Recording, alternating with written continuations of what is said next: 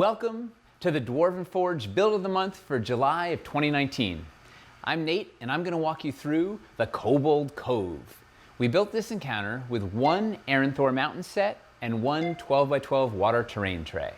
So now we're going to pit a couple of adventurers in their boat against a horde of kobolds and see what happens. Let's take a look at Kobold Cove. The idea here is there's somewhere that the players have to take a boat to go to this remote cave, and of course it's in kobold territory. So the idea is if you had our modular boat here, you could use that to sail your minis in. So your party of adventurers would come on sailing into this cove here. A couple places you could probably dock somewhere around here, somewhere here. There's a couple of flat areas. They could jump off here or whatnot. And there would be like a generally open, sort of uninhabited, barren stretch. So like, oh, Kobold Cove, this isn't so bad. I don't see anything here. So maybe they'll hop out, they'll take a look around. Yeah, that's pretty nice.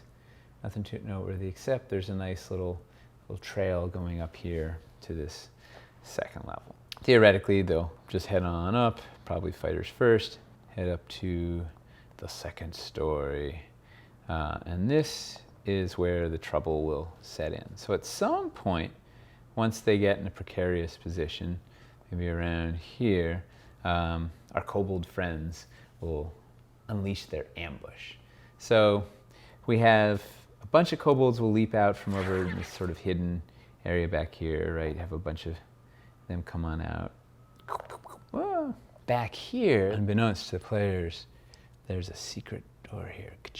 Pop this open and some kobolds can come charging out, right?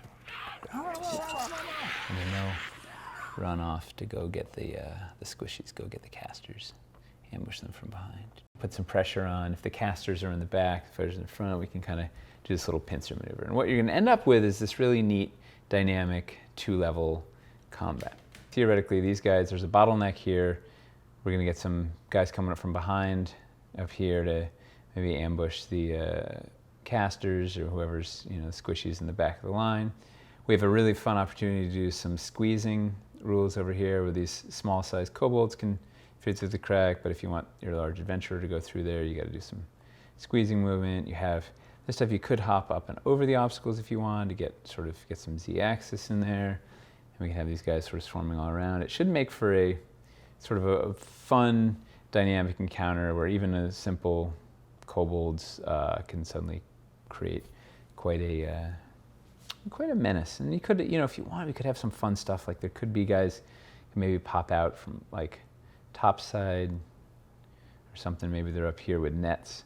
They're coming up high with nets and throwing nets down, or just throwing rocks down, or doing all, I don't know, generally moving all around and creating a very dynamic menace. So once let's say these kobolds are dispatched, somehow our heroes get through it. They're now going to move on and they'll work their way through, weaving through this little maze of rocks. Our players, having defeated the kobolds, can now come through over here. They can go along the edge here, down this fun little ramp, and approach the final cave.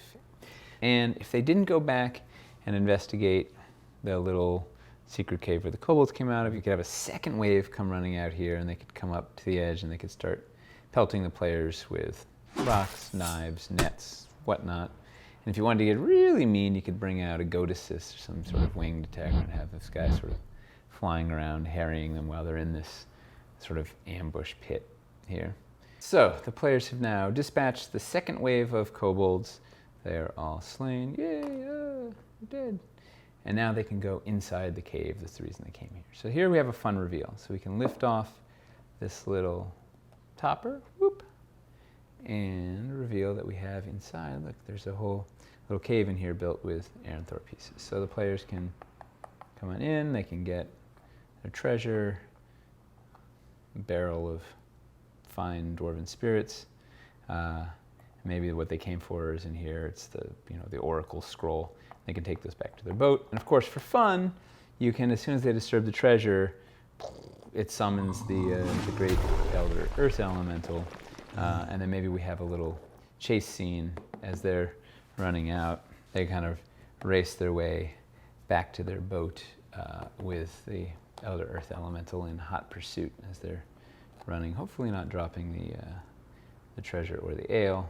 And they work their way out, weaving their way through. Maybe use those squeeze rules to get back through here or something. Meanwhile, the elementals maybe just pulverizing rocks as he goes, and smashing. It's fun to smash the stuff out of the way as he goes. And they race back. They can get to their boat, throw their ill-gotten gains in their boat, push off, and escape into the water before the elemental go in there. Where they can't swim. They're rocks, you know. They're earth, dirt. They turn to mud. Let's take a look at how we built this thing and see if there's any tips and tricks I can impart to you. So this area over here is a classic negative space area, right? So we took a terrain tray, covered some of it with terrain, and then the rest is the negative space, and we're using that to be water. So to do this, I just took a bunch of floor pieces, put the Erinthor floors down, and then just built around, dressed the hard edges using a combination of the ledges and these freestanding bits to cover it up and give it a little irregularity, some organic bits. This is just the plug piece for the arch. So we're using that on its side as like a little outcropping.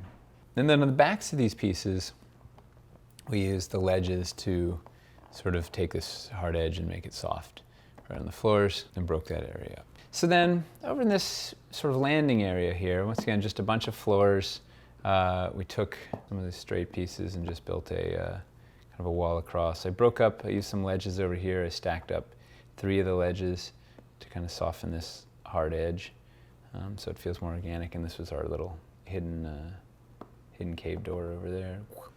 And then over here, I used 2 of these little curves in front of that to break up the straight, and then put the tree on there, make it feel like a lump. And this kind of is supposed to imply like a big cliff going up without actually building an entire giant thing up there. And then we have one of our ramp pieces over here coming up to this upper level. So this upper area here, we'll look at the top part of it first. So we just built a couple of outcroppings, top of stuff to break up this flat area, make it interesting. Here we have a ledge used to level up. There's a floor here, but there's no floor there, so this levels this up, makes this nice and even. Choosing an elevation block in the middle. Pull that out of the way. Some freestanding scatter bits. The outside of it's just rimmed with the cliff pieces, kind of just, once again, imply like a big cliff going up, and I used a ledge on its side to sort of break up this flat bit. This whole thing is just built on we just used a couple of the elevation blocks, the big ones and solid ones, and then place these on top. And you can use, if you want these, you could put your posts from City Builder in there to help elevate this, but I just wanted to stick with just the Erinthor set and use that. We also did a little trick over here where I took two of the ramps and I stacked them up like this to make a kind of a nice textured straight area, because it's visible from the outside there, so I wanted that one to be kind of dressy and have some texture, get me some more coverage. And obviously we could have used these outside, but I like to use them as to imply a little cave in here. I thought it was fun to build a cave using these pieces. These pieces work really nicely with your caverns pieces as well. So then for this final area down here, this is simply just a cave opening there to give us this little cave effect. We built on top of the floor here, so this is elevation, floor, this is floor, then elevation, so everything levels up to the same height. It's just rimmed with the cliff pieces, and then over here for the area in the water, it's just a couple of these risers on some elevation blocks, and we just broke this up with the cliff edges. It made a kind of a steep area to try and force the players to come up and around this way. But they could, maybe they could sneak up and they could scale this cliff, and then the kobolds would attack them when they're scaling the cliff or something. And it could be some terrible fight where some of them are attacking the boat, some of them are attacking this guy, or whatever. It could be a fun, all right, slice it, it's a fun adventure. And I think those are all the basic building tips and tricks. So that was Kobold Cove. I hope you got some tips and some tricks, or at least some inspiration for building with the Erinthor Mountains yourself. Come on back next month to see what we have in August. Until then, like, subscribe, and ring the bell for all sorts of quality Dwarven Forge content. And now, it's back to the anvil. Woo! Through all this fog.